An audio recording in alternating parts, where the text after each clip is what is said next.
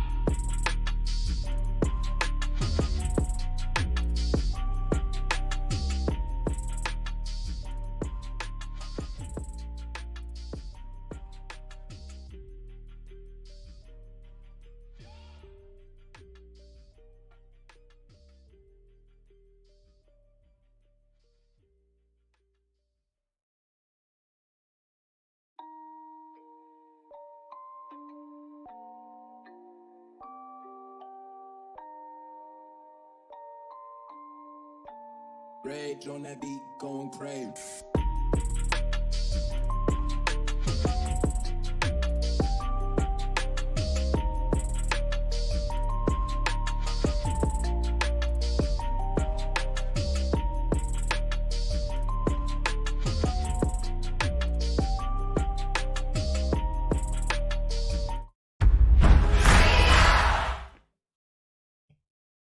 Hello, good evening, welcome, one and all, to episode 27, ladies and gentlemen. Yes, episode 27 of the Stadia Monday Night Chat.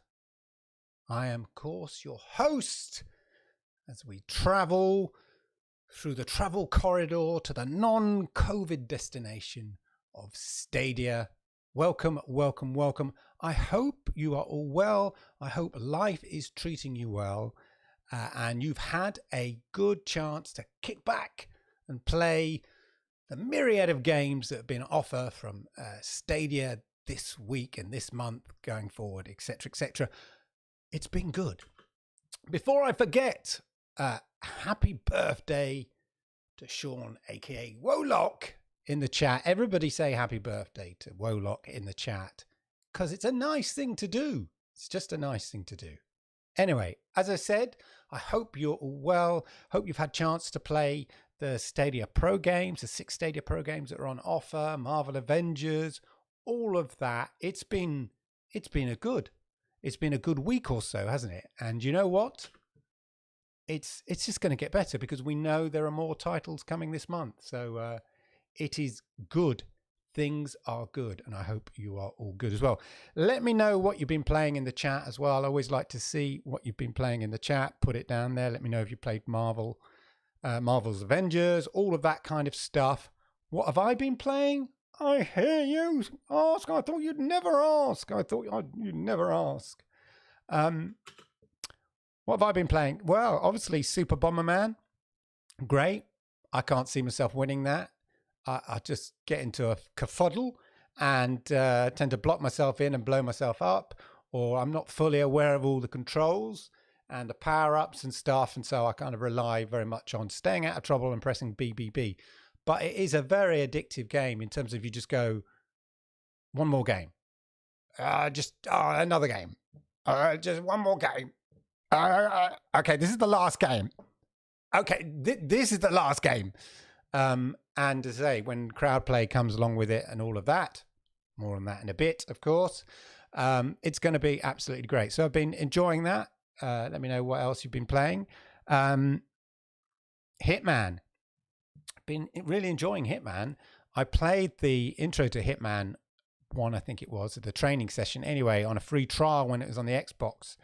So it's good to come back to it, but I'm much deeper into the game now on Stadia, and I really enjoy it. And the great thing about Hitman is, it's well put together, great kind of story and stuff, but the replayability, the opportunity to go back and redo the whole sequence, but in a different way. There's so many different options to sort of bump people off. I just think that's really cool. And I have been really enjoying it. It's been frustrating in places when you sort of get discovered and you end up it turns up into a massacre, basically. You know it's not going to end well when you're having to sort of start killing everybody in sight. But I've been enjoying that. Hello Neighbor. I streamed the Hello Neighbor, interesting enough, and it's a very frustrating game to play, but people love watching it. Of all my streams, when I went back to see how many people had watched it later on after sort of a week or so, it's one of the most popular streams I'd done. So it just goes to show that there's certain games have real streamability, and Hello Neighbor is one of them. And I don't know whether it's because people find it frustrating and are looking to find out how to do it, or because there's no clues. You just have to try things, just try out things until you sort of find the way, and slowly you get into the frame of it and sort of a sense of it. And it's not like a kind of standard platformer in that kind of conventional sense. Ragdoll physics are a bit annoying. There are no clues. You just got to try everything, and it can be frustrating. And I think that's why it has real streamability. People are either trying to find out how to solve the bloody thing, or just love seeing people fail on it. I don't know, but that went really well. Gunsport, not for me. I tried it. I could not control the gun. It's either up or it's down. There's no bit in the middle. Yeah, on that controller, I could not gauge it to point the gun where you wanted it to point. And that may be a kind of element of the latency and lag, which normally, if it's a kind of quick response, it doesn't matter. But if it's really precise, I don't know. But I struggled with that. I really struggled. But anyway, let me know what you've been playing. It's really good. Dave's completed Windbound and Metro last night. Wow.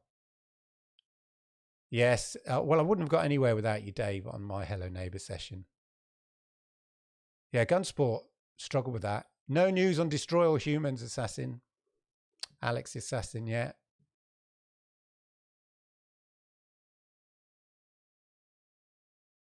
Yeah, I like Hitman is disguising his stuff and stuff like that. So that's really cool. Anyway, always good to know. Always good to know what you've been playing and what you're up to, and just how's it going. And we've got great things coming up. Now, last week's show, if you missed it, it was a cracker. It was a cracker. It featured myself and, of course, Rock going deep diving onto Stadia with thought-provoking, interesting, educational, and I hope a little entertaining as well, a little entertainment, and all that. And I look for this, all of that. I look for this in this show. I want to be that. I want to be all those things. I want to inform, educate, entertain, just go a bit further than other shows, can make thought-provoking things like that. So there will be more of that, more of the Rock and I on the Stadia style show. So we're going to be doing that because you guys seem to really like it, to really respond. My show last week with Rock was really well received. Again, when I check back on the viewers, compare it to my other shows and the follow-ups, had a good response. So watch this space. I think we have a thing there. I think it works. So I will continue anyway tonight in the similar vein with a key subject area. And I'll come to that as well. And I'll come to the whole title of the show and the heading and stuff. So it'll all make sense. But first of all, the admin folks, make sure you hit the likes. That really helps. Subscribe. If you're new here, say hi in the chat, of course, and the more flash ones of you, of course, can avail yourselves to the super chats, etc. Go on. I dare you. Or are you a super chat virgin? Well, let me take that super chat cherry from you, my friend. We'll both enjoy it. I promise. Anyway, and a special thanks, of course, to my channel members. For big shout out to channel members for your continued support. I really appreciate it. It really kind of motivates me, the fact that you're members and stuff. So I'm really grateful for that. Really encouraged by the support and all the comments that you do on the private videos that I provide as part of the membership. If you'd like to become a channel member, get those flashy emotes and the badges that you might see in the chat and much more, exclusive content, all of that, consider hitting the join button, which I think is down there, and take a look, see what it's all about. Anyway, that's all the admin. That's always the chat. Let's take a dip into the news, shall we? Which, as I said last week, I'm sure you're all across. Thanks to the sterling work of Stadia Source and Cloudy with a Chance of Gaming, Chance of a Game, sorry, and all the rest, and all the people who do these, podcasts like this and read the news out, tell you about the news, keep you informed. So I know you're pretty well informed, but I like to provide a little bit of commentary on some of the Stadia news stories of interest to me. So let me know in the chat if there's any kind of stories or areas you'd like me to pick up on or comment on or anything like that. That'll be very useful. So let's toss the proverbial coin and see which news site we're going to go to today. It's Cloudy. So without further ado, let's crack on to Cloudy with the Chance of Games. Right. Here we are. Cloudy, I just noticed if I categorize this under news, there are some non-news articles around here. Very interesting, though. Beyond Good and Evil here. Not a news article, an opinion piece, but very good. I loved Beyond Good and Evil. And yeah, whatever happened to Beyond Good and Evil 2, which was trailered in 2018. Anyway, that's not the news. What we want is the news. So, Ari and the Secret Season's release date here. Update following reports of being a pro game. So it's going to be a release date. Now, the interesting thing here that I found in this tweet here, which may help us understand some things about some of the games that come to Stadia and some that come later. And it's in here. So Duncan asked here, the developer, I believe, looking forward to this coming to Stadia. Are we going to see this? That's right. I should do it in a Northern Irish accent, but I won't do it because it'll be offensive. Looking forward to this coming to Stadia. Are we going to see this on Stadia on Tuesday with the Steam launch? And the developer here replying, no, sorry, Stadia's having a delayed release. Oh, not again. It's not day and day. We are not in charge of the port. We can't exactly tell you when. Now, it got me thinking there about that. The fact that if you're a small indie, you may not have the facilities or the capacity or the headcount to do a port. And as with Nintendo, many of the games are back on the N64 days, and I believe with Switch as well, the games are handed out to porting specialists. And clearly, if you're a small indie, you're going to want that. An indie, sorry, my TV talk there. Not working in television now. If you're a small developer, you are very reliant on people to port the games because you might not, as I say, have the capacity or technology to do it within your team because it's a small team.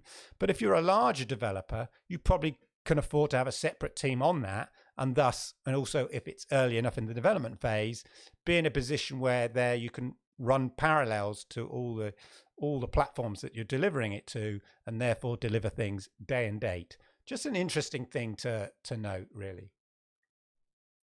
Right.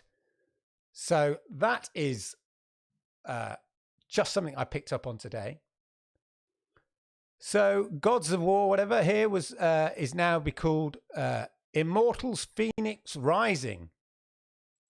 And the hint is that it could be December the 3rd, which again, we know we've got the Uplay Plus thing coming up on the 10th, which is Thursday. Thursday being a Stadia announcement day. Usually there's a Stadia blog post on a Thursday. Could we see, well, we're definitely going to see more about Immortals Phoenix Rising from Ubisoft and loads of other stuff on the Ubi Forward event on September the 10th. Will we find out any more about Uplay Plus? The date for Immortals Phoenix Rising has been leaked to December the 3rd. Could that be Uplay Plus? All speculation, of course, but we love to speculate. And as I say, with the Ubi Plus, Ubi Forward event on September the 10th, we've all got something to look forward to, something to watch. So should be very good. Right. Other story here is Everspace here. So Everspace is a bit like, to me, a bit like Chorus. But, Everspace is a fast-paced combat with roguelike elements. You're flying about, dodging planets, shooting up other spaceships. It's got a real epic feel. I think it came out in 2017 originally. There is an Epic Space. Take the desktop down. There is an Everspace 2, which is being crowdfunded, I believe, for 2021. So it's interesting that they're bringing this version to Stadia, and I'm curious whether that means it's helping fund Everspace 2 and whether Everspace 2 will come to Stadia. Just an interesting thought. But it's got it's very similar to Chorus, I think. It's a sort of strong story, but you're flying around shooting stuff. I'm not sure they're my kind of games. Let me know if that's a sort of, your sort of game or not. It's interesting. Right, so that's that. Anybody played Crew 2 this weekend? That was on the free weekend, of course. I've tried Crew now twice. Once I bought it for Stadia and I refunded it, but before that I tried it on Xbox. And again, I really struggled with it. It's not my game. Although I know people really love it, for some reason I just can't get into it. But let me know if you played the Crew 2 and that. And Baldur's Gate 3 is rumored to be at $60. Plus, it's going to have Twitch voting options in there, a bit like the crowd choice, a bit like the crowd choice element and stuff. A lot of people were kicking off about that a little bit.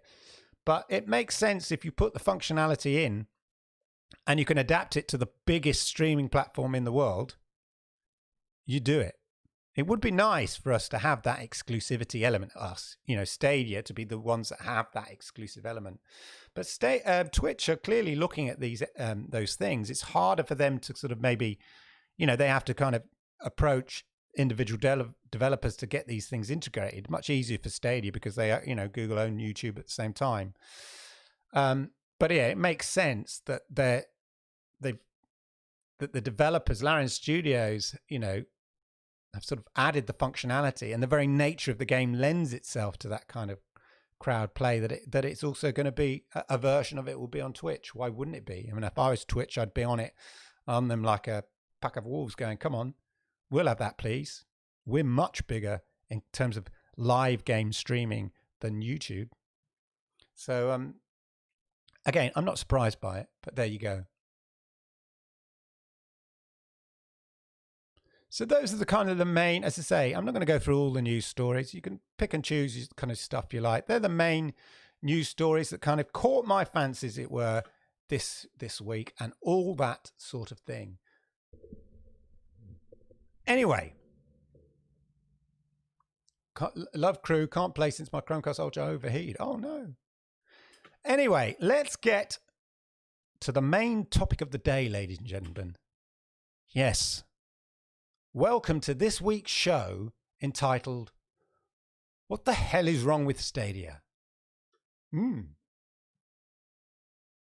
If it's been such a great week for Stadia, why, Clive? Why the title? What's wrong? What's going on? Have you turned tail? Have you become a doubter? No. This statement, of course, is purposefully provocative, nay, clickbaity. But also the statement can be read in two ways, of course, ladies and gentlemen. It could be read in two ways. A question asking, what are all the things wrong with Stadia? As in, what the hell is wrong with Stadia? But equally a retort, my friends, to someone who may say, yeah, Stadia, nah, brah, it's not for me, man. And you go, well, Stadia? What the hell is wrong with Stadia? So I will try and cover both interpretations. Of course. Let's be honest here. I was being clickbaity. I was being tabloid headliney, to get the crowds in. These, I was being like a young yay there, trying to get the crowds in on my anti-Stadia video. But no, the heading, the title, the question can be interpreted in both ways, my friends, I don't even know what that means. No one knows what it means, but it's provocative. No, it's not. It gets the people going. So there you go. It's provocative. Yeah? It works for these videos, apparently. It's provocative. But, Stadia is not perfect. We know that. And that's what I want to kind of explore, some of those things. Let's be, that we're honest about and we be open about. And that's what today's video is going to be all about. Stadia is not perfect. And for certain people, it's less perfect than that. Yeah? It all depends on your individual requirements, what you're expecting from it. And for me right now, there are two key issues, and they are as follows. Okay? So what the hell is Stadia? Okay, it's that kind of statement, that misunderstanding. Anecdotally, we have seen that Stadia didn't quite get the messaging right at launch. We can see that. I mean, it's obvious. You see the bad press. If it did, they wouldn't have as much bad press as it did. How do we know this? Because, there's so many misconceptions. Even today, 10 months later, so many misconceptions about what a Stadia is. The conflation of a cloud service with an all-you-can-eat subscription model, the Netflix of games, and that whole misconception and misunderstanding. The fact that still to this day, people don't realize it's free. Yeah, it's free. It's simple. It's a free service. The confusion around the whole business models. What? So it's not a Netflix then? No, mate, it's not Netflix. It's like Amazon, yeah?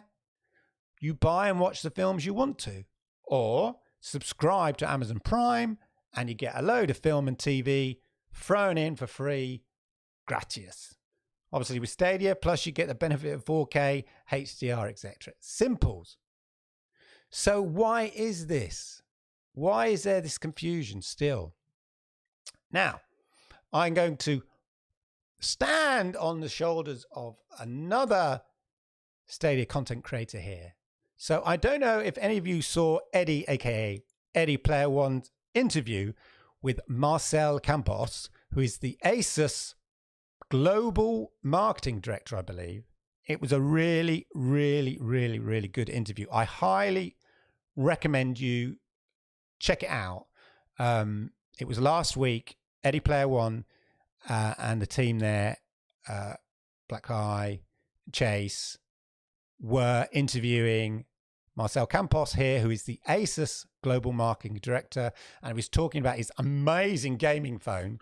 I mean, it's ridiculous, and it comes with this whole connection, so you can just plug it into the TV with HDMI cables. Anyway, it's a pretty impressive phone. Anyway, that's not what I'm talking about. It was a really great interview, and for me, it's been one of the most insightful and useful Stadia content creator videos I've seen to date. And I don't mean that lightly. I genuinely mean it. And I'll tell you why. Because most of us Stadia content creators, we don't know what we're talking about. We have certain angles to look at it. Some of us have a marketing from a business lens angle. Some of us have a kind of slightly more legal, analytical angle, certain sort of in a business industry kind of angle, like rock and all that kind of stuff. But the reason it was a good interview is because the guy, Marcel Campos, that guy, he understands the global phone market. Yeah. He understands that because that's his job on a global level. He understands cloud gaming. Yeah. Because that's his day-to-day job. That's what it's all about. And he understands global marketing and the different marketing positions that you need to take in different territories. It's very hard, he says, it's very hard to get a one-size-fits-all marketing approach when you're marketing something. And for me, he absolutely nailed it. He absolutely nailed it. When he said, and I'm going to call up the YouTube video here, when he said the following. Bear with.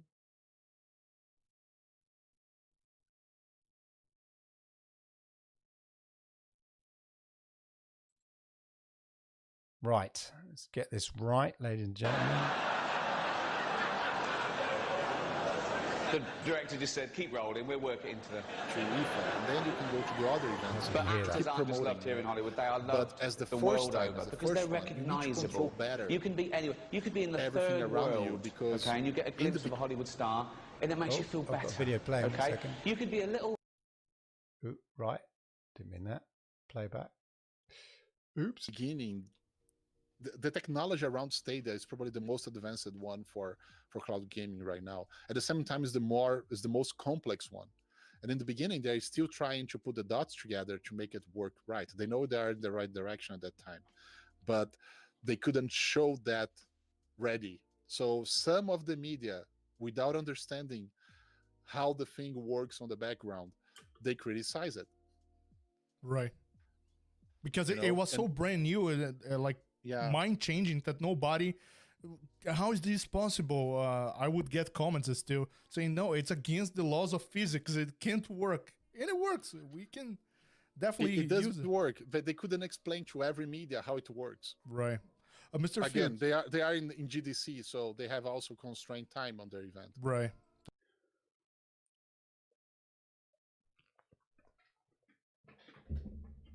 So what he's touching on there, I think, is really interesting, is that the constrained time they had and the fact that it's such brand new technology that clearly they didn't have time to bring on the key influencers at the time in terms of the media.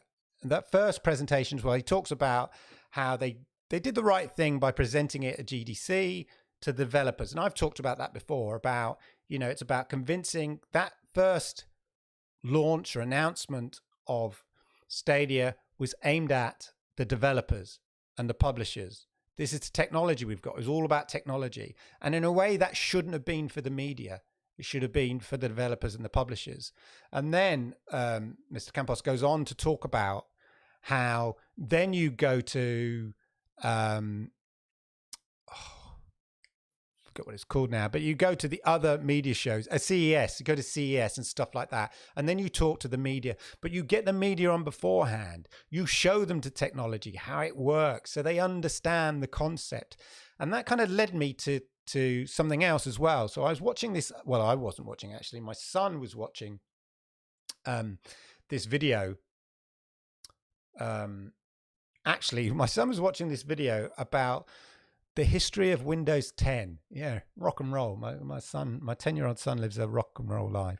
Anyway, the guy was basically talking about how still the original MS-DOS exists in Windows 10 even today.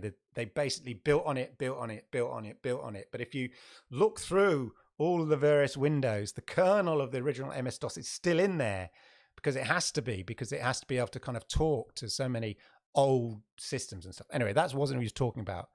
But this guy quoted, I won't show the video because it's only a small quote, but what he said is that people don't like change. And then he corrected himself. He said, no, people like just the right amount of novelty and familiarity. And I thought, yes, that's the thing about Stadia.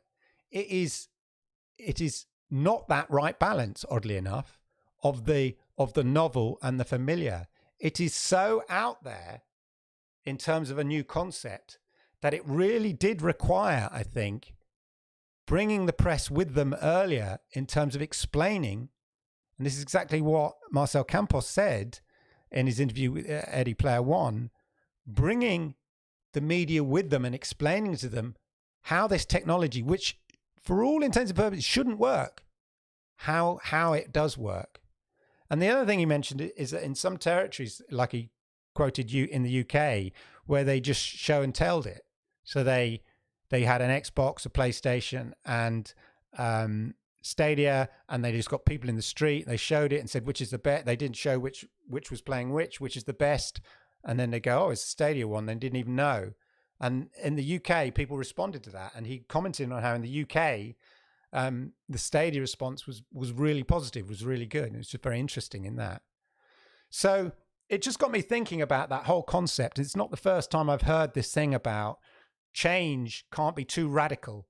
And maybe initially Stadia, without enough kind of lead in, was perhaps too radical for people they're not ready for the change, you know? They're not ready for that concept. And that's where the misconceptions come, you know, when you're having to explain it in a simple terms and people go, so it's a cloud service. Yes, it's a cloud service. So like Netflix is a cloud service. Yeah, like Netflix is a cloud service. So it's an all you can eat. No, it's not. Oh my God. It's that kind of misunderstanding that wasn't controlled, that certainly Stadia, Google didn't manage that bit, and for whatever reason, but that's what's led to a lot of the misunderstanding, which still exists today, which is a bit sad, to be honest. So anyway, I just checked that interview out with the Eddie Player One and that they did with Marcel Campos. It was just really interesting because that guy knows what he's talking about. He had so much good information about marketing, about cloud gaming, all of that kind of aspect of it. You know, as I say, he knows what he's talking about. He's the global marketing, you know, head for Asus phones or whatever. So he knows what he's talking about. And so anyway, my point is the media didn't really understand Stadia when it was launched for whatever reason. And partly because Stadia couldn't really show too many of those features too early.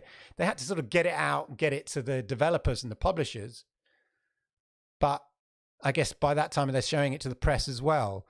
And so they couldn't show too many of the press before the launch. So I think that's one of the, the issues there. But it's here now, you know. It's been live for nearly a year. It's nearly a year, people. It's been out in the open. People can just test it for free. Yes, it's free, people, with a whole bucket load of games. But, you know, the memes, the misunderstandings, they still abound. I saw a guy do a YouTube video all about everything we know today about Sabrina, the so-called Chromecast, Ultra Chromecast 2 or whatever, or 4, I think it is, Chromecast 4. The next version of Chromecast Ultra, which is due any moment, called Sabrina. And he talked about how it's got improved latency element within it, which is specifically for Stadia. And it was a really, interesting video, everything we know about Sabrina. But when he said that, he couldn't help but say, so that'll please both Stadia users. That old meme, all four of us. Get away. But that meme is getting boring now. Check out the number of people on Reddit. You telling me that at least 90% of them don't have Stadia?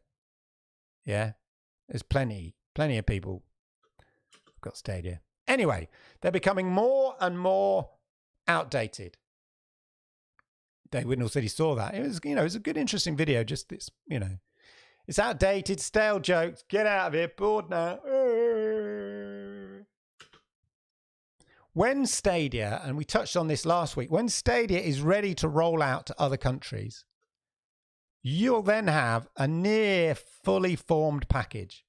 Loads of games, AAA games, AAA day and date released games, all the initial features. It will be a much easier sell for Stadia. It would have been 12 months old potentially if they start rolling it out after that first year. People understand the concept. You've got Project xCloud. People get the idea of game stream. I get it now. I get it. It hurt my brain in March 2019, but I get it now. All of that. It'll be a much easier sell-in to the new territories, whether to Brazil or India or, Korea or wherever it is. And that rollout to other territories will help the next big current problem with Stadia, which again is no great, shocks, no great surprises here. There's not enough players. I would be less than honest if I said, multiplayer games are not an issue now and then. For those that, obsessed with multiplayer games, and there are plenty of people, gamers, casual gamers who are Stadia players who want to get down and dirty in Crucible in Destiny 2. They love all that. They love having multiplayer games, playing against people. That's what they live for in gaming. And so it is an issue for those, games that, unless the games are cross-play, there are issues around finding matchups and finding matches and stuff like that for some people. And that will persist. We've got to accept that for a while. It will persist for a while the player base is still small, relatively small compared to the other platforms. But it's small for a reason. As I've said a million times before, it's only in 14 countries. It's not been fully globally rolled out yet. See my comment above. Yeah. And more cross-play, which we're, starting to see now. Dead by Daylight is going to have cross-play in it. PUBG obviously got cross-play in it. Division 2's got cross-play in it. And we know that this is the forward-thinking strategy for many, many publishers, such as EA. And I've quoted again Lara Melling, if that's her name. Lara Melling, the CEO of EA Studios. I've quoted her many times saying that cross-play is their number one strategy in terms of all the games that they sort of produce, which aren't exclusives, platform exclusives, because they understand, along with other publishers and the big developers, they understand that people just want to play with their mates. Yeah. Irrelevant of what platform they're on. They just want to play with their mates. And we've seen it in Apex, which has never been cross-platform, is becoming cross-platform. So we're seeing it more and more. It's becoming the bog standard way of doing things. Destiny 2 is due to become cross-platform as well. Bungie's announced that, so we know that cross-play is coming to Bungie too. This is going to make a massive fundamental difference to the current player base of Stadia. And we'll see more and more the eradication of those barriers that prevent you from playing with your mates on other platforms. And equally, that's a good thing for when Stadia does roll out. It is the necessary and the right thing for the industry, not just for Stadia, to be doing more and more crossplay. It just makes commercial sense. So, as I say, that's another current problem with Stadia, but it's not it's a problem that will be solved.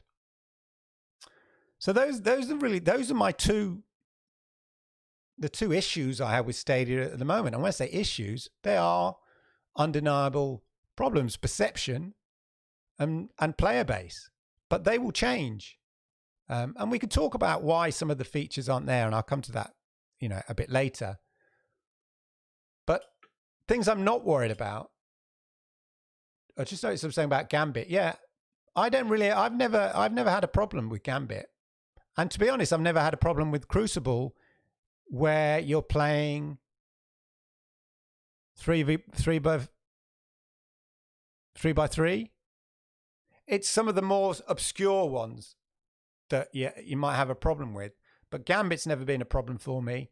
And the Crucible kind of 6 players, 3 by 3 has never been a problem with me playing on that. I've never had a problem with it. But some of the other Crucible games, I think there are, where there are more people involved, it can be a bit of an issue hanging around.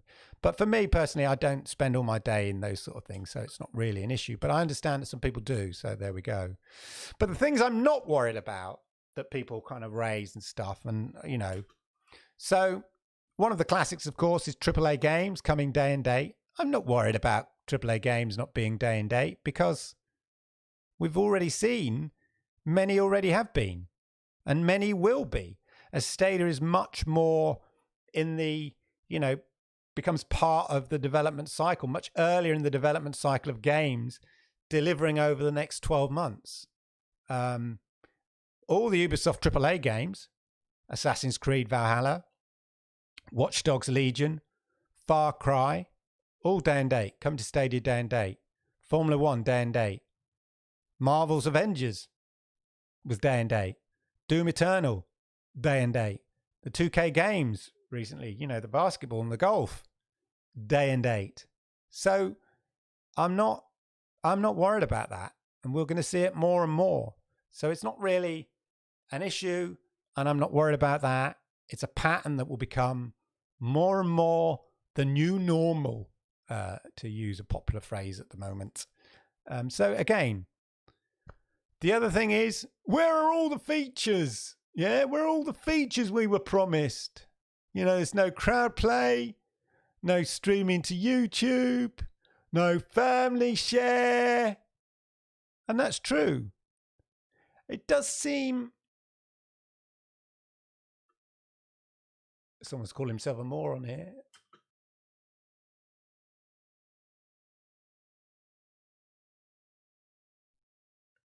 Sorry there, Dave. I just said it says here, proof you. I'm going to show what you've just put here, Dave, because you used the word moron and it caught my eye. Anyway, the features. It does seem odd to me, and maybe it's odd to you, that we haven't seen these features that we've been promised. It's kind of a bit weird, especially since you would have expected them all to have rolled out within the first year. I don't think that's an unreasonable expectation. Again, there were no promises, but if you promise it'll have all these features, you'd expect those features that they announced 18 months ago, effectively, would be rolled out in the first 12 months of Stadia. We're in month 10, ladies and gentlemen. They even featured crowd play on the Super Bomberman trailer at the last Connect. Let's have a look here. I'll show you.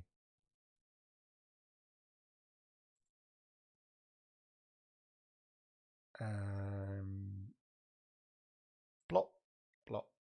Blast them up! Outlast them!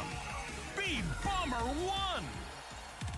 Take advantage of crowd play. Not only that, look. Favorite stream. Okay. So they featured it as being a major part of Super Bomberman now. And as you can see, you know, they even showed us what it will look like. And we've seen the demo. You know, we've seen the demos with the Mortal Kombat thing that Kovim and Juggernaut did, you know, and did the pilot version of it. So it does seem odd to me that it wasn't available on the launch of Super Bomberman. It doesn't feel quite right that you'd launch it a bit later down the road. So, you know me, or if you don't, you're about to find out. If things to me seem odd, or not quite right, or does not compute in my brain, in life, I will think, that seems odd. And if something seems odd to me, I ask, why? Yeah, you've seen me do things on the whole, you know, cyberpunk and all that kind of stuff. If you know, people say rash statements, I want them to back them up. I want to work out why, or consider why, or look into why that might be. And I have a theory. I have a theory about why some of these features aren't here. And I think it may be COVID related. And I know we, use COVID as an excuse for lots of things, but clearly the pandemic has had an impact on development and features. However effective working from home is, and it's a cloud service after all, it must have had some impact down the line on some of the plans, etc., and some of the timings and the rollout plan, and caused some sort of misalignments. So I think that may feed into one of the reasons why some of the features out there. And secondly, the other thing, pandemic related, is when they did roll out Stadia Pro trial with the 2 months for free back in the April Connect, and that was a big thing to do. So they had to do it because they'd planned to do that. And if they had delayed that, I think it would have been a major issue in their whole marketing campaign. So there wasn't a choice about it. But around the same time of that and the whole kind of COVID thing going on, Stadia did make a change, as other internet companies did. And they set the stream default to 1080p. As the default position, and then you had to go in manually and change it to 4K. And the reason they did that was because there was a general concern at the time, a few months ago, about network bandwidth across the globe, and with everybody working from home and all that kind of stuff, would there be enough bandwidth? And it was a sort of responsible, corporate responsible thing to do, to sort of, you're rolling out this thing which is going to suck everybody's bandwidth out, to maybe also say, okay, well, although people can get this in 4K, let's set the default to 1080p. And it was specifically a response to COVID at a time when they had to kind of roll out globally. So I'm thinking, could that be another factor? Could these two factors have resulted in the delay of some of the features? After all, streaming the game to your home whilst it's being streamed upstream to YouTube, albeit by Google, takes both download and upload bandwidth. Although in fairness, after I'd written this, I was thinking, if it's streaming direct from Stadia Cloud Services to YouTube, then it's probably on Google's own private network. But it's still in theory could have an impact. So I'm wondering whether that's may have delayed it slightly.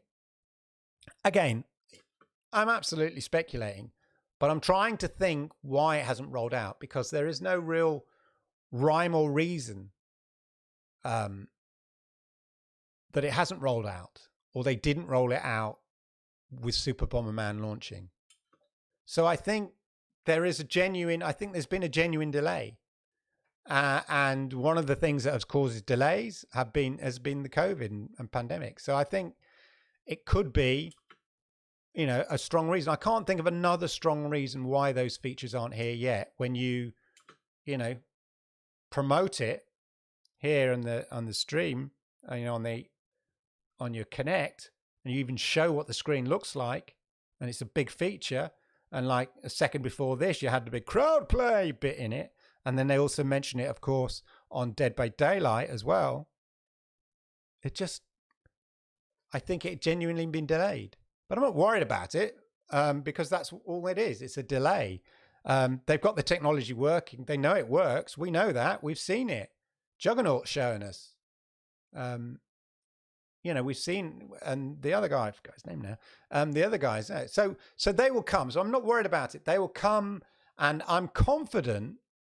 He says here, putting his neck on the line, I'm confident they'll be in place before the first year anniversary, all of them. Because without a valid explanation, it genuinely won't be a good look for Stadia. So I think we'll see that all the key features that were mentioned be rolled out by the anniversary. And as for crowd play, I think by the end of this month. Merry Christmas, here are your features. Anniversary present, yeah. Now they'll make sure, I think they're there, and then because they want to be in a position to, it's a good point, Ray, what they want to be in a position is is to maybe have some sort of big event on its anniversary and go. Last year or back in 2019, we said we would launch Stadia. We've launched it in all these countries. We said it would have all these features. We've delivered all these features. That's what you want to be. That's what Phil wants to be doing, standing there on November the 19th, 2020. It's just not a good look if he's going, and I know we said some of the things, they're coming soon. It's not going to be a good look. So I have faith, yeah, for whatever reason. I think they've genuinely been delayed. I think there has been delays. It doesn't make any sense. But I think they would have caught up by then, and they'll have them out.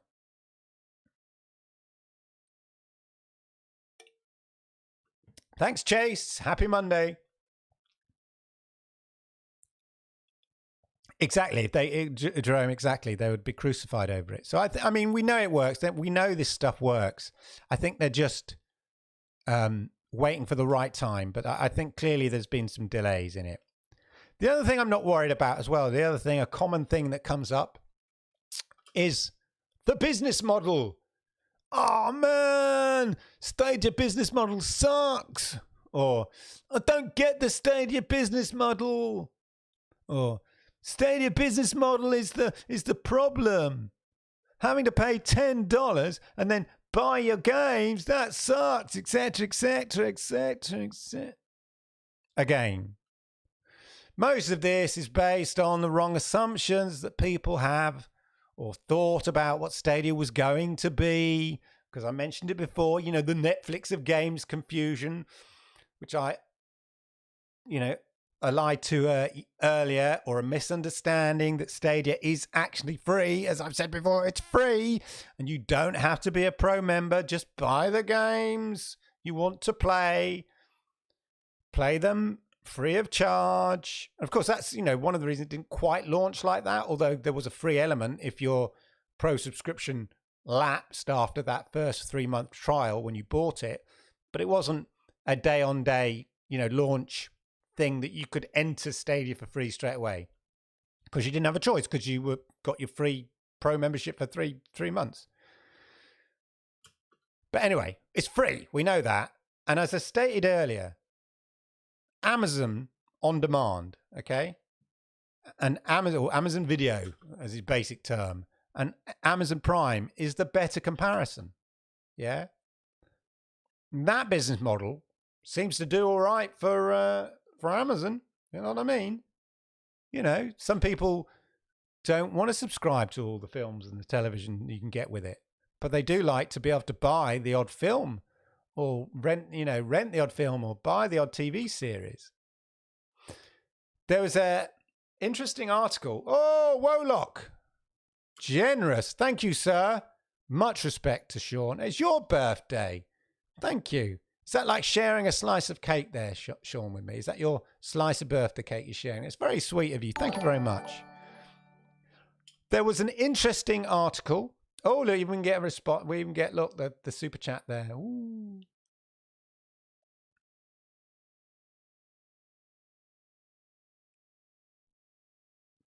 Interesting point, Random Nude, there about the spy. I'm not sure out of spy. I think it's just out of ignorance. I'm give those people the benefit of the doubt. They're just ignorant rather than spiteful. There was an interesting, anyway, back to the Xbox Games Pass Netflix business model. So there's an interesting article on Xbox Games Pass, the so-called Netflix of gaming. And I will call it up here for you, ladies and gentlemen, because it's quite interesting.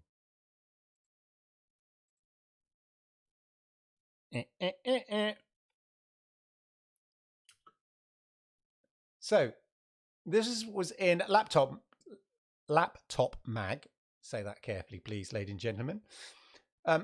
Xbox Game Pass is a steal, so why aren't people using it? Now, the interesting thing here is, at the time of this writing, which a week ago, at the time of this writing, Xbox Game Pass has over 10 million subscribers. Ooh! Considering how Microsoft's all-you-can-eat game subscription service costs a mere $9.99 or $14.99 for Xbox Game Pass Ultimate, it makes sense it would have such a large install base. Correct.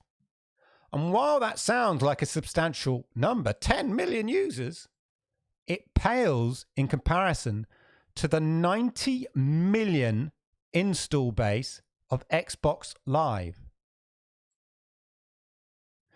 So nearly, in fact, just over, it's only 10% of Xbox Live owners, people who have Xbox Live, only just over 10% of them have Games Pass.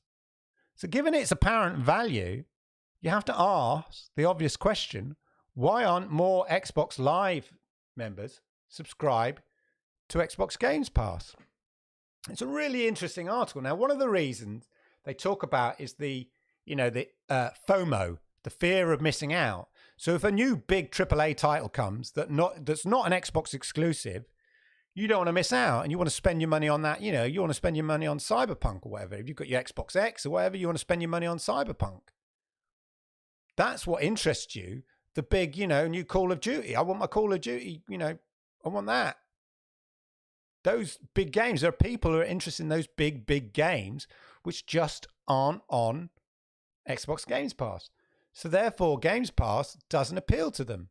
There are people that it does appeal to, but clearly 10 million out of 90 million is not a big percentage. So clearly this Wonder thing, this Netflix of games, maybe is not the right business model for gaming, for gamers who are more interested in having 4 or 5 of the big games and aren't interested in having a library of games. So that kind of, led me to think that maybe the better business model is one in which you can have a library of games and you can have the option, or you can choose to have the option of not having, sort of free games as part of a subscription and just buy the games you want to play, which is exactly the Stadia model, the Amazon Prime model. That's the kind of key thing. Ray with the super chat. Thank you, my friend. Always appreciated. I'm loving the hype. Hippopotamus hype. Get in. Love it, love it, love it. This article goes on anyway to say that the service is perfect for 2 specific groups. The Xbox Games Pass, it's talking here. Those on a tight budget and people who don't care about playing games at launch. Yeah. If you're a kid or you're a college student paying, $15 a month to access hundreds of games is a great concept. It's a great option to have. And it's preferable to paying $60 or $70 for a premium game like, Marvel Avengers. But if fear of missing out, if the FOMO, as they call it, the FOMO, the FOMO is something that troubles you, like clearly the reaction of people when they find out that a certain game is not day and date with Stadia, clearly the fear of missing out is a major part of a gamer's experience. Many gamers experience, they want that title day and date. I waited up until midnight for that game to come out and there was an error. There are people like that, and we know that, and that's the thing. People like that. The big, and Rox even mentioned this a few times, the big, people just want to buy 3 or 4 of the big games and really lose themselves in them. And in that way, Stadia, the free version of Stadia, is the ideal concept. So that may be one of the reasons why Games Pass, although 10 million subscribers is very, very impressive, when you compare it to the 90 million Xbox Gold Live owners, is perhaps less impressive. So that's why I just found that article really interesting. And to quote, of course, our good friend, the CEO of 2K Interactive, who, of course, I have quoted many times on here, they are always interested in a cloud. He sort of disparaged slightly the all-you-can-eat Games Pass kind of approach in his interview, but is always interested in cloud gaming and cloud services and cloud subscription services that make business sense. And clearly, to 2K Interactive, Stadia, as I've said before, makes business sense. How do we know that? Because they keep releasing games to Stadia. They know it makes sense. And there's plenty of people out here who've bought, PGA 2K21, NBA 2K21.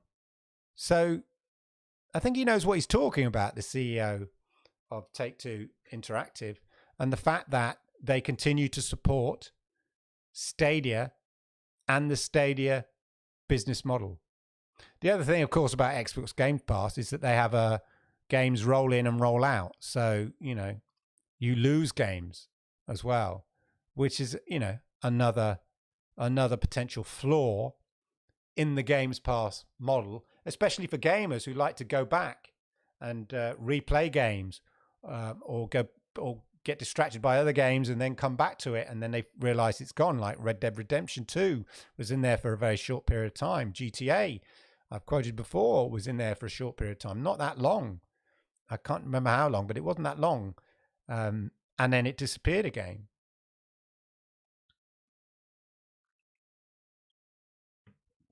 So I'm not worried about the business model.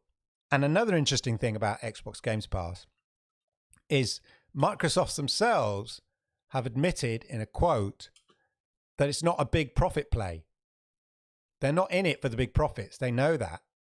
And as I said, the CEO of 2K Interactive has said they'll always support services where the business model makes sense. And for them, clearly, we know they support Stadia. Stadia makes sense. So no, I'm not worried about this. I'm not worried about the Stadia business model. And I think people will come around to it, get their head around it. The other thing I'm not worried about is the future of cloud gaming. And I'll tell you why. It's another interesting article here that was shared. I think it was on Cloudy by Games. I just want to share with you just some stats and stuff, always useful. Here we go. So Newzoo released a new study focusing on cloud gaming and reported that the market should generate $585 million in revenue by the end of 2020. Cloud gaming. 585 million in revenue. It's not profit, it's revenue. By the end of 2020. And then here we are, it's an interesting breakdown of the various cloud gaming solutions here. This Venn diagram. We all love a Venn diagram. Who doesn't like a Venn diagram? And in the middle of the Venn diagram, you've got your Xbox Game Pass, your Stadia. So they provide content and they provide the platform. Whereas over here, you've got the GeForce Now. They don't provide the content, You can access content via them effectively. Whereas Xbox Game Pass, PlayStation Now, Stadia, they have the content plus the platform. And that's the main thing. And then there's a lot of, you've got Facebook as well, Facebook gaming and stuff like that. So there's lots of Facebook games. Candy Crush was originally a Facebook game or got very popular on there. You've got Tencent there, who we know are investing heavily in Asia Pacific, in cloud gaming and stuff as well, and are, have so many shares and interests in everything, not just gaming. At work, we've got a new boss, brand new boss who came in, and he talked about actually how Tencent are investing in television and stuff like that in the Far East as well. So it's not just gaming stuff. But this is a really interesting article that sort of shows about cloud gaming and basically the potential just in 2020. And this is just in 2020 and it's only going to get bigger. So again, check that article out. Very interesting. If you want to know what the article is, I could share it with you. But some big figures in there, some good facts. It's made an estimated $170 million in revenue in 2019. Planning to make $4.8 billion by 2023. $4.8 billion by 2023. Yeah. That's a ridiculous amount of money we're talking about, ladies and gentlemen. as an industry. The industry knows. That's the key thing. The industry knows. Kevin, exactly. The amount of R&D Stadia put into it was developed for 5 years. Exactly. It's not something they've just come up with last week. Yeah. They know. Microsoft knows. GeForce knows. Amazon knows. Google knows. The next major area in growth in the gaming industry, okay? And I'm talking the big area of growth. Most industries, they usually have a fast growth and then they go stagnant. They level off. And with the gaming industry, it's just sort of recycled by the launch of new consoles and stuff. And then you have a sort of a bit of a burst and then you go back into that cycle. But there's no real new growth until there's significant and new and sort of unimagined technology. And we've seen that in television. You know, Netflix didn't exist in the form that it did, 10 years ago. And it's a market disruptor. And Stadia and cloud gaming is a market disruptor, and it will have significant impact on the gaming industry. And as I say, Microsoft know it because they're investing heavily in Project X Cloud, and they know that that's the future for them, as well as the consoles. But they know that the cloud is key. GeForce, NVIDIA know. GeForce Now, we know that. And Amazon, we know that because we know they've got stuff in the works. And Stadia, Google know it, and that's why Stadia, are out of the blocks first. And Stadia have the cutting edge technology. Stadia are ahead of the game on this. Yeah, you might not like Google as a company. You might not like their business model. But their tech is undeniable in the way that it just works really well. And if Stadia doesn't work for you, it's unlikely that Project X Cloud will work for you. It's unlikely that GeForce Now will work for you at the level that Stadia will work. But if all those services work for you, there's a good chance Stadia is a cut above all of those. So, we can discuss those figures, but these are figures by industry people who are looking in, trying to ascertain where the marketplace is going. Cloud gaming is a disruptor. Stadia is out there first in terms of real game-changing technology. The others are catching up, and they will catch up, but then hopefully Google's moved on. And as I mentioned before, Google aren't just creating a platform on which to provide gaming. They're creating a platform on which games can be developed. So a platform that never existed before for games that could be developed, a genre of games that never existed before because the technology wasn't there. And now it is with cloud. And we'll see that with Stadia in the next 2 to 3 years. And I'm sure others will follow suit, but they're tied in to the fact that they are console-based or PC-based. GeForce Now is just a platform for PC games. That's all it is. xCloud is just a platform for Xbox games. Yeah, the games have to be developed for Xbox or the games have to be developed for PC. Whereas with Stadia, as I said before, you can develop the games for the Stadia platform and utilize the technology they have in a way that you can't. So, ladies and gentlemen, when some people say Stadia, nah, brah, forget that crap, it's all wrong, I simply ask them, huh? What the hell is wrong with Stadia? And that is why this show is called that. And that's my little piece, ladies and gentlemen. I hope you enjoyed that. Shall we go to chat, ladies and gentlemen? Let's have a chat. See what the chat is saying. See what everybody is saying in the chat, ladies and gentlemen. Let's fire up the chat because it's never there when come on, chat. Right. Fire out the chat, man. Can someone tell me if there's a way around to get new games before the 3...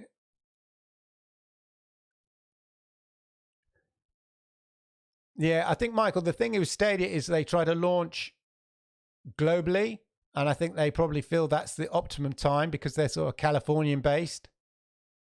So for them, I think that's the optimum time for them to launch. There have been some games that I think have launched at midnight.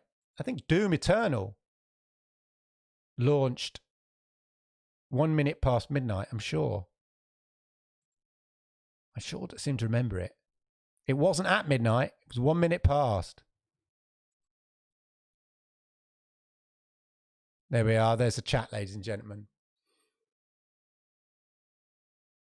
Jerome says, I'd get NBA 21, but I have NBA 20. Exactly. That's like the old FIFA model, isn't it? People just love to get the update, and that's fine.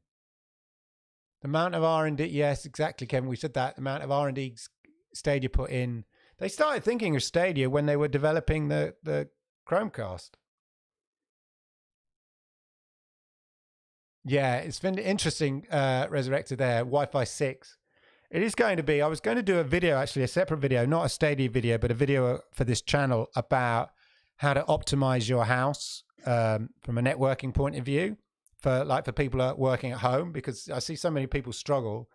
And it's that old adage, I always say that it doesn't matter what speed your internet is coming into the house. So you can have like the fastest internet in the world coming into your house. It's irrelevant if when it gets into your house, you've got a shitty distribution of that broadband. Yeah, your Wi-Fi's crap or your hub is crap. Yeah, so there are different ways that you can do. And I always recommend now, I was desperate to have, a clean life, no wires or anything. But everything of any value in terms of, taking up broadband width is hardwired in. My Xbox X, Ethernet connection. My Chromecast Ultra, Ethernet connection. This computer, Ethernet connection. My son's Xbox S upstairs, Ethernet connection. All the main things that use broadband, Ethernet connection, always. So I was going to do this video about that's where you want to be ideally. If not, then do power lines. If not, get network extenders and stuff like that. But I did think that you could invest money in wiring up your house with hiding all your wires, your internet wires, put them in where all the plug sockets are and stuff. So wherever you're on the house, you've got your internet cable. But you're quite right. Wi-Fi 6, when that becomes, I don't think it'll be, rolled out commonplace. People don't change their hubs that lot. But when Wi-Fi 6 comes, that's going to make a massive difference. 5G, obviously, is going to make a massive difference to people. So the technology, it's not as though we can judge, Stadia works for the majority of people now.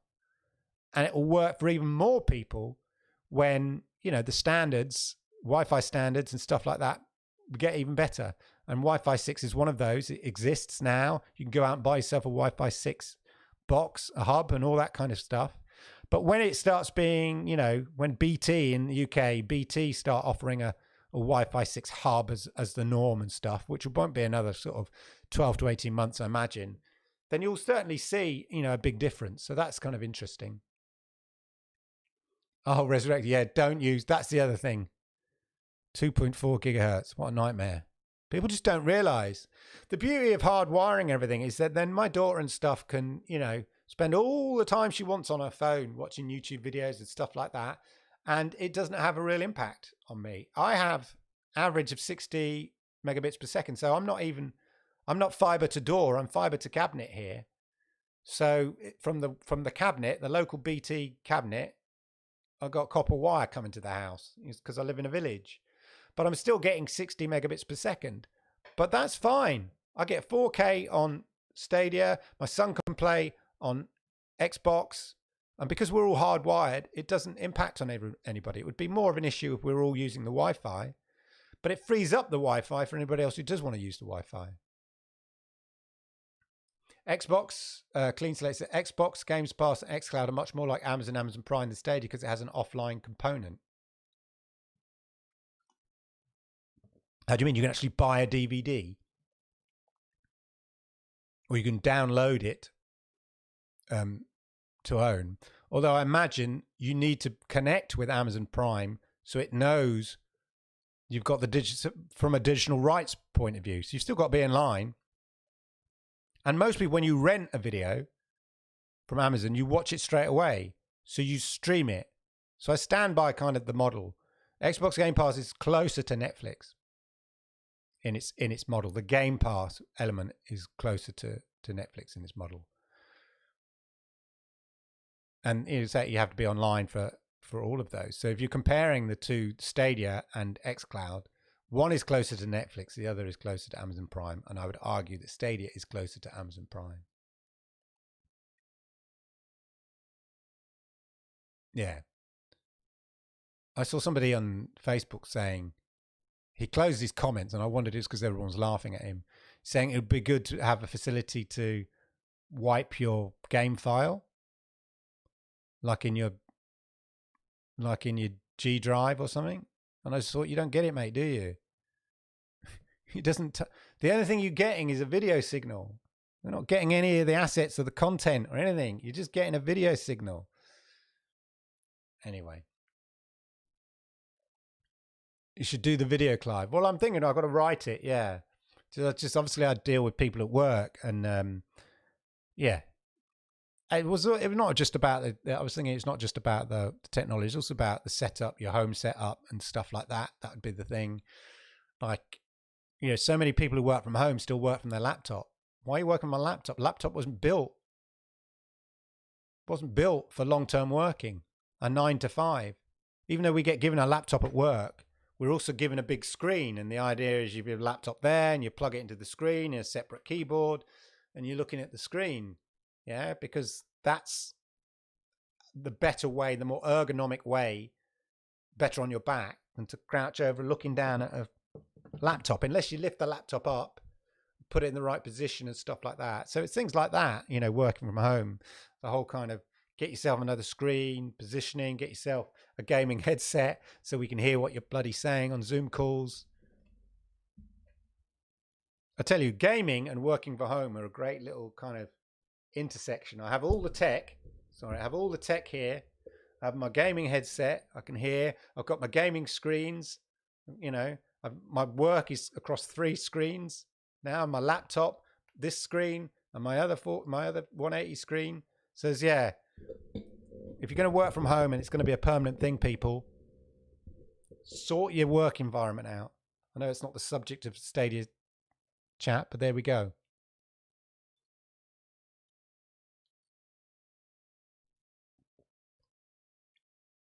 Don't say you can download series or whatever for a flight. You're allowed it for X amount of days offline.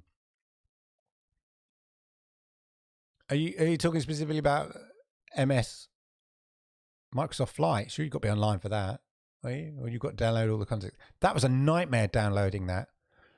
My son is suddenly into flying and airlines.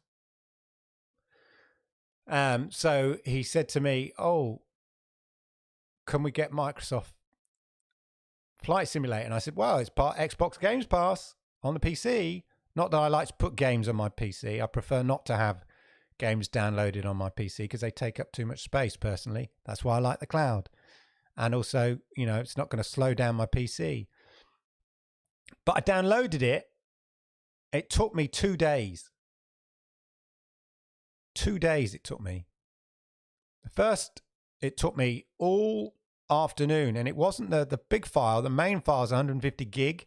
That downloaded in about half an hour. That wasn't bad. And then you have to do 90 gig of content management or content manager, downloads airports and stuff like that, 90 gig of it. And it trickles through like a leaky tap. It trickles through. It took hours. And then it didn't work. When I had to cancel it at 98%. That's after waiting about 4 to 5 hours because I had a show to do.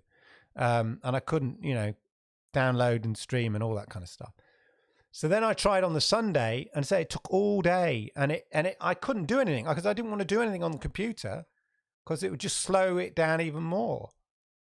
So it was quite an unproductive day computer wise because it was downloading that bloody Microsoft Flight Simulator.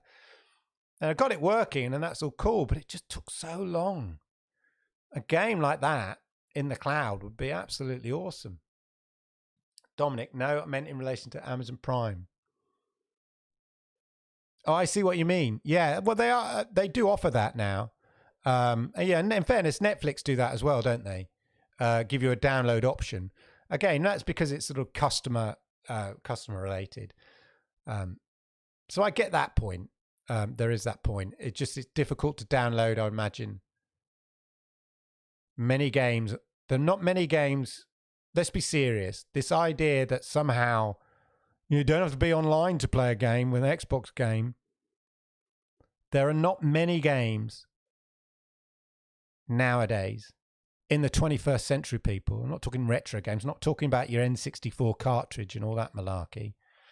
I'm talking about now in the 21st century. There are not many games in which you don't have to be online. Yeah. Games get updated all the time. You've got to be online to get it updated. You're playing a battle royale. It's online. Most games now, you have to be online. You have to have Xbox Gold. So it's no different. You've got to be online. So that kind of idea that somehow you can download the game and then you don't need to be online. You know, the reality is for 90% of games in the 21st century, you do. They all need, exactly, Sean. They all need, Mr. Wolock, you need to be online. You know, most of the popular games, Fall Guys, got to be online. You know, plus, you know, there's also, they just check that you've got the rights to that game if you sort of if it's a digital download and stuff. Overwatch, love that game, got to be online. Most games have a multiplayer aspect or even have updates. Excuse me while we wait 2 hours to download the 75 gigabyte update for Call of Duty or whatever it is. So being online is a fact of, being online and playing a game is a fact of life. Having the option to download it and then not be online after that is not really a reality for most people, for most gamers, to be honest. Well, there we are. Ladies and gentlemen, I hope you found that interesting. I hope you found that useful. I try to do a piece like this each week. I hope to have Rock back as well, because as I said earlier in the conversation, the top of the show, you seem to like that. And it's good that Rock and I can sort of bat off each other there. And we have a good conversation. And I really appreciate Rock's insight. So we'll be looking to do that. Jerome says he's on... being online and streaming is not the same thing. Yeah, I know it's not the same thing. But what I'm saying is you have to have an online presence, yeah? For most games. You have to be, that's the key thing. Yeah, Switch games, you have to have an update before you can play a game. And they just quickly check in. You might not even realize it. They're just checking in the DRM, the digital rights management, that you've got the rights to that game. There are some rare exceptions, but generally that's how it works. I'm online 24 hours a day, 7 days a week, unless the power goes out. Yeah, exactly, Jerome. We're all like that. Anyway, thank you for being here, ladies and gentlemen. Thank you for the super chats. I really, really appreciate it. No problem, Rashad Lawson. Thank you. For whatever I let you know, I'm glad I informed you of something. Very useful. I always appreciate you. As I say, thank you for all the super chats. Thank you for my members. Thank you for chat. For everybody who comes here live, I really, really appreciate these shows. When you're here and it's live, I get a good kind of response. It's good to have people in the chat responding and stuff and all of that kind of stuff. Holt says, I've been using Game Pass plus Shadow while telling me why on iPad took about 2 minutes and I was moving around the house. I'll never go back to just downloading a local PC. I know it's a nightmare. I hate downloading stuff onto this PC, especially of that size. I just think, oh my God, it's going to eventually slow the thing up in years to come. Anyway, that's just my thing. Anyway, enough of that. Thank you for watching. Tomorrow night, of course, Generation X Retro Gaming Club on the Generation X Retro Gaming Club channel. If you're not subscribed to that, get yourself over on that channel. Rock and I, we have a fun little saunter down, well, current gaming news, not just Stadia, all gaming news and also retro gaming and all of that, and some wonderful weird side tangents, including making me find out something that I believed for over 40 years, as it turned out, was completely wrong. If you've not seen that clip, you should check it out. I still watch it. It makes me laugh out loud, even though it's me saying it. I could not believe the discovery on that show. Generation X Retro Gaming Club over on the Generation X Retro Gaming Club YouTube channel. Make sure you hit like, subscribe, all of that. Have a wonderful, wonderful day, and I'll see you around very, very soon. Goodbye, all. Great to see you.